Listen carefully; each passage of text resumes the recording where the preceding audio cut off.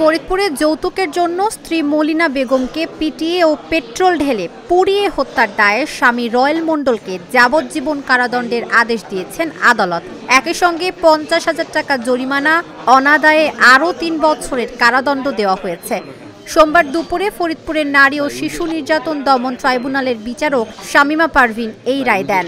মামলার এজাহার অনুযায়ী জানা যায়, ২০১১ সালের ১৬ ফেব্রুয়ারি রাতে ২ লাখ টাকা যৌতুক না পাওয়ায় রয়েল মণ্ডল তার স্ত্রী মলিনা বেগমকে নির্মমভাবে পিটিয়ে ও শরীরে পেট্রোল ঢেলে পুড়িয়ে হত্যা করেন।